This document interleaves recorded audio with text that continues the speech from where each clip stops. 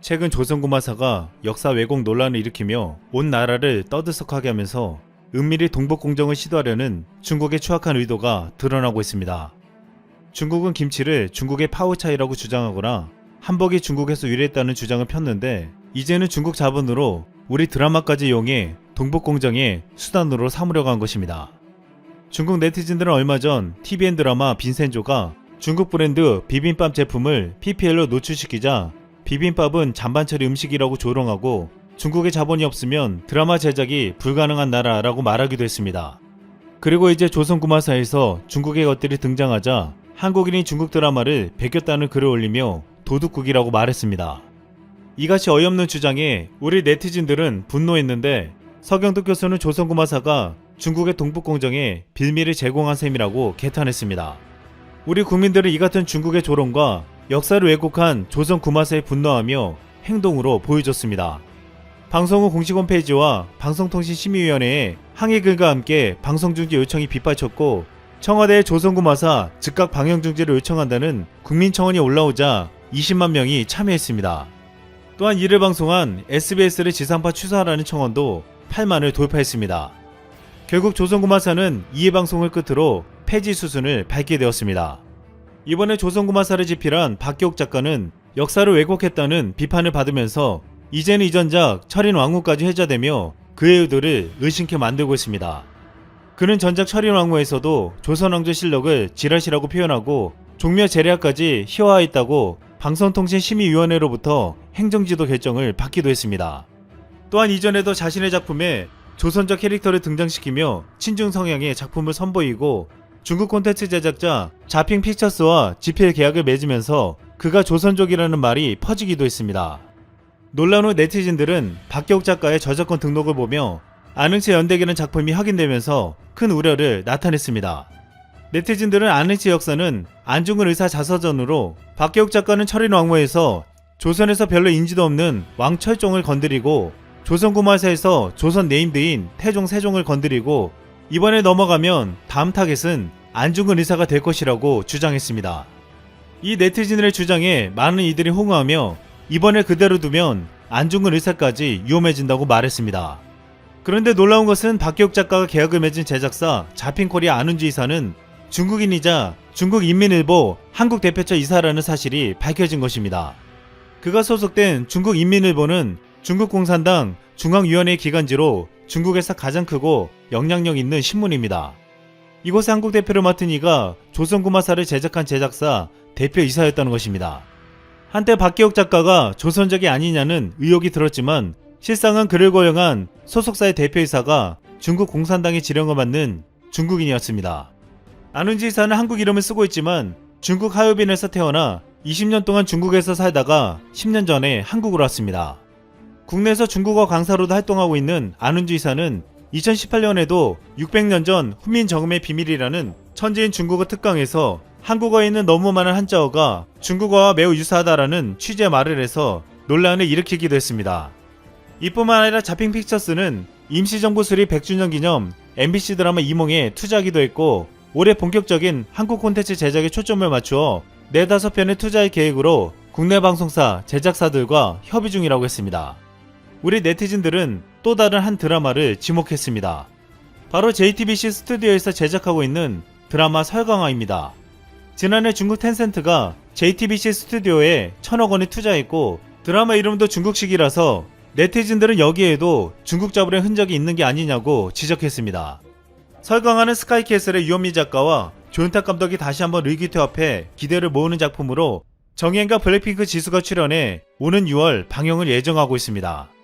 그런데 설강화는 이전에 줄거리가 공개되면서 간첩 미화에 대한 우려가 제기되었습니다. 공개된 줄거리를 보면 1987년 민주화운동 당시에 한 여대생이 북한에서 온 무장간첩을 치료해주면서 사랑에 빠지게 된다는 내용이었습니다. 이 내용은 과거 민주학생운동이 북한의 지령을 받은 자들이 선동하여 일어났다는 궤변을 담고 있는 게 아니냐고 의심을 받았습니다. 이렇게 되면 이 드라마는 무장간첩 남자 주인공으로 공산당을 미화하고 운동권으로 착각하여 민주운동을 비하하고 안기부를 등장시켜서 독재 정권을 미화할 수 있다고 비판받았습니다. 이 드라마에 중국 자본이 영향력을 미쳤다는 의심이 나오자 한 네티즌은 중국 회사가 미쳤다고 민주화운동 드라마에 투자하겠냐고 했습니다. 하지만 또 다른 네티즌은 드라마 설광화의 반전이 민주화운동은 가짜고 운동권은 간첩으로 이루어진 단체였다라며 이미지를 폄훼하려고 그러는 것이라고 지적했습니다. 드라마의 내용이 교묘하게 한국의 민주화운동을 깎아내리려 한다는 것이었습니다. 한 네티즌은 최근 중국에서 작업질한다는 목록을 정리해서 올렸습니다. 첫 번째가 한글과 한복, 두 번째가 조선의 자주적 건국, 세 번째가 세종대왕, 태종, 최영장군, 그리고 마지막이 바로 민주주의였습니다. 한국의 역사와 문화가 중국의 것이었다는 것을 넘어서 이제는 우리가 피 흘려 이룩한 민주주의까지 훼손시킬 수 있다는 주장이었습니다. 하지만 우리 국민들은 더 이상 이를 보고만 있지 않을 것이라며 앞으로 행동할 것이라고 분노를 표출하고 있습니다. 이미 한류를 대표하는 연예인과 지식인들은 중국과 맞서 싸우고 있습니다. 지난해 BTS가 한국전쟁 70주년을 언급한 것을 두고 중국에서 불매운동 움직임까지 보였는데 이에 아랑곳하지 않고 BTS는 중국이 자신들의 것이라 주장하는 한복은 대한민국 고유의 옷이자 한국의 문화라고 말했습니다.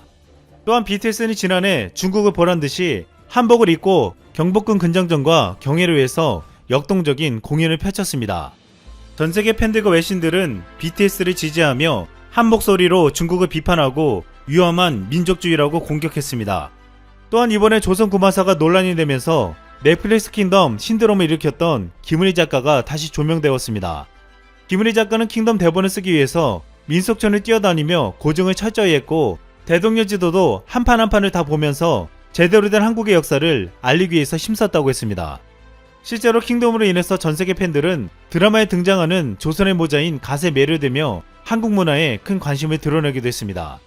조선구마사가 역사 왜곡으로 한국의 위상을 시추시켰다면 반대로 킹덤은 한국의 문화를 알리며 위상을 드높여 주었습니다. 또한 이번에 중국 자본이 크다고 해도 이보다 한국 국민들의 힘이 얼마나 큰지를 보여주었습니다. 일본 불매운동으로 단결된 힘을 보여줬던 우리 국민들은 방송사 게시판, 방송심의위원회, 국민청원을 통해 강렬하게 분노를 표출하고 이에 광고와 협찬이 다 손절하게 만들었고 결국 방송까지 내리게 만들었습니다. 또한 우리 네티즌들은 중국이 손을 댄 드라마를 찾아나서 아예 사전에 맞겠다고 큰 소리를 치고 있습니다. 이 같은 우리 국민들과 함께 한류를 이끄는 BTS나 한국 드라마 영화에서 활약하는 의식 있는 한국 창작자들은 전세계 한국의 역사와 문화가 무엇인지를 제대로 보여줄 작정입니다. 최근 중국은 신장 문제에 문제를 제기하는 글로벌 기업들의 제품을 불매운동하면서 전세계 눈총을 받고 있습니다. 현재 중국 내에서는 나이키, H&M 등 글로벌 패션 브랜드의 불매운동을 하며 나이키 운동화를 화형시키는 동영상까지 공개되었습니다. 중국은 앞으로 나이키와 아디다스를 비롯해 뉴밸런스, 버버리, 유니클로 등도 불매운동 대상에 올리겠다고 말하고 있습니다. 이런 모습에 미국을 비롯한 전세계 많은 나라들에서는 이번 베이징 올림픽을 보이콧하자는 움직임까지 나오고 있습니다.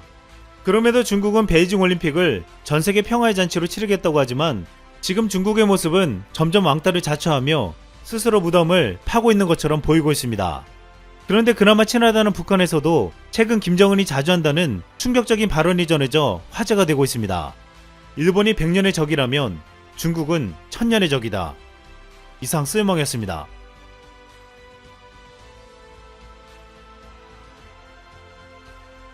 미얀마 주변국인 태국과 인도가 전세계적인 비난을 받고 있습니다. 태국과 인도, 그리고 러시아, 중국, 파키스탄, 방글라데시, 라오스, 마지막으로 베트남이 미얀마군 창군 기념일 열병식에 참가했습니다. 수많은 미얀마 시민들이 미얀마군의 유혈 진압에 의해 희생되고 있는 가운데 전 세계인들의 분노를 사고 있습니다. 특히 태국과 인도는 미얀마 난민마저 거부해 더 큰 논란에 휩싸였는데요. 로이터 통신에 따르면 영국의 본부를 두고 미얀마의 인권과 민주주의 회복을 위해 활동해온 인권단체 버마 캠페인 UK의 마크 파마노는 수천 명의 카렌족이 미얀마로 되돌아가라는 명령을 받았다고 주장했습니다. 미얀마군의 공습을 피해 국경을 넘어 태국으로 피신한 카렌족 난민은 3천여 명에 달했습니다. 한 주민은 태국 군인들이 카렌족 주민들에게 미얀마로 돌아가라고 말했다. 노인들은 되돌아갈 수밖에 없었다 전했습니다. 프라윳 짜누차 태국 총리는 미얀마의 쿠데타는 미얀마 국내 문제로 놔두라. 우리는 우리 영토로의 대규모 탈출 사태를 원하지 않는다 라고 외쳤습니다. 이렇게 태국의 프라윳 총리가 미얀마 군부를 감싸는 데는 그만한 이유가 있습니다. 현재 정권을 잡은 프라윳 태국 총리도 2014년 쿠데타를 일으켰기 때문입니다. 쿠데타를 통해 총리가 된 프라윳이 자신과 똑같이 쿠데타를 일으킨 미얀마 군부를 욕하는 것은 논리적으로 말이 되지 않기 때문이죠. 자, 그런데 한국이 또 한 번 이들과는 다르게 5천만 명의 미얀마인들의 감동을 선사하며 열광하게 만들었습니다. 얼마 전 미얀마 민주주의 네트워크 양나인툰 공동대표와 소모트 공동대표가 이재명 경기도지사를 만났는데요. 현재 미얀마 군부가 가장 위협을 느끼고 있는 국가가 바로 한국이다 보니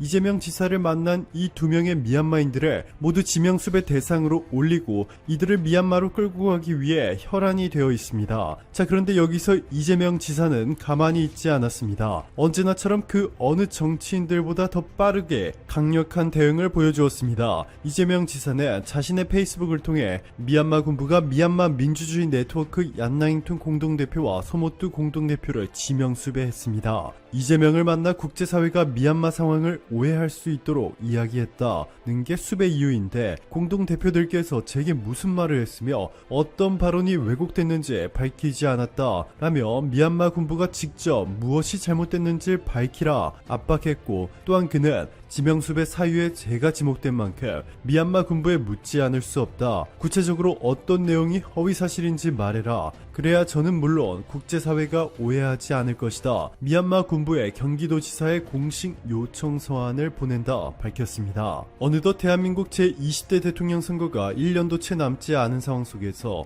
이재명 경기도지사는 가장 유력한 차기 대선 후보로 거론되고 있는 만큼 미얀마 군부 입장에서는 너무나도 큰 압박일 수밖에 없습니다. 이재명 지사는 5.18 민주화운동을 떠올리지 않을 수 없다. 당시 전두환 쿠데타 세력의 참상을 알린 외신기자, 현장을 목격하고 진실을 전한 외국인 선교사들, 도움을 요청했던 우리 교민들의 목소리를 들어주고 연대해준 해외의 현지인들, 그들이 없었다면 광주의 진실은 더 알기 어려웠을 것이다. 41년 전 광주를 지원했던 해외의 손길에 지금 한국 사회의 몫이 됐다. 훗날 역사는 물을 것이다. 미얀마 이주민들이 도움을 요청했을 때 무엇을 했냐고. 광주 닮은 미얀마를 위해 한 일이 무엇이냐고 물을 것이다. 경기도는 이주민 지원 사업의 목적으로 미얀마 사람들을 위한 구체적 지원 계획을 마련하고 있다 말했습니다. 대한민국 경기도에 이어 미국의 바이든 행정부도 칼을 빼들었습니다. 로이터 통신 등 외신에 따르면 캐서린 타이 미 무역대표부 대표는 미얀마와 체결한 무역투자 기본협정의 이행을 즉각 중단한다고 밝혔습니다. 타이 대표는 민주적으로 선출된 정부가 미얀마에 재집권할 때까지 이 같은 조치를 계속할 것이라고 말했습니다.